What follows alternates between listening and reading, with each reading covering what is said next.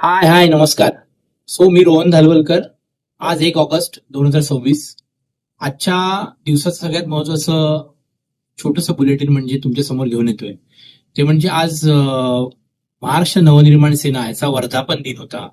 म्हणजे महाराष्ट्र नवनिर्माण सेना विद्यार्थी सेनेचा.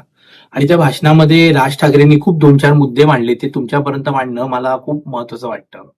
त्यातला पहिला मुद्दा त्यांनी खूप चांगला मांडलाय की नरेंद्र मोदी आपले पंतप्रधान आहेत, तर त्यांना बोललेलं आणि त्यांना त्यांच्या आईवर भाष्य केलेलं त्यांना आवडलं नाही आणि त्याच्यावर ते म्हणाले, की बरोबर आहे, मला हे पटतंय, की एकदा गोष्ट एवढ्या मोठ्या माणसाला ही गोष्ट बोलणं विद्यार्थ्यांनी बरोबर नाही. हे त्यांनी चांगलं सांगितलं. परंतु त्यांनी हे देखील सांगायला ते विसरले नाहीत, की आज तुम्ही ज्या पद्धतीने विद्यार्थ्यांना सांगता हे करू नका किंवा असं बोलू नका, तसं तुमच्या भाजपच्या नेत्यांनाही आणि तुमच्या आयटी सेललाही सांगणं खूप महत्वाचं आहे.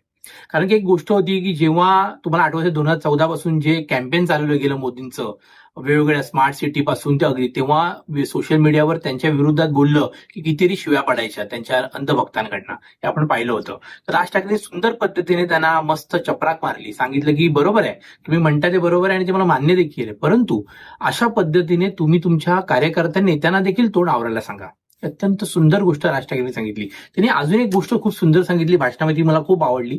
ती म्हणजे त्यांनी सांगितलं, की सरकार कोणाचे असू दे, सिस्टीम बदलणं खूप महत्वाचं आहे. सिस्टीम चांगली असणं महत्वाचं आहे. आणि त्यांनी ते 2014च्या त्यांच्या संपूर्ण त्या ऑडिओची गोष्ट सांगितली, की शहरं कशी उभी राहतात, टाउनशिप कशी राहते, स्मार्ट सिटी कशी असते आणि मुलं का रागवली आहेत. हे राग काय फक्त त्या एका नीटच्या पेपरचा नव्हता, तो एवढ्या वर्षाचा साठलेला तो सगळा बाहेर आलेला आहे.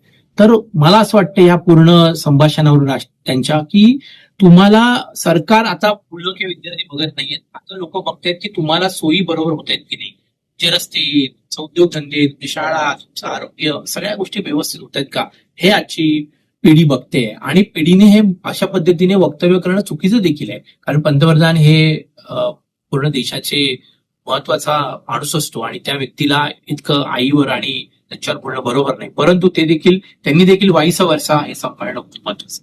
तेव्हा राज ठाकरेंचं काही काही मुद्दे खूप इंटरेस्टिंग असतात. आजपासून मी हा कार्यक्रम सुरू करतोय, की आजच्या दिवसात काय विशेष वाटलं मला पूर्ण राजकारणामध्ये आणि संपूर्ण समाजकारणामध्ये.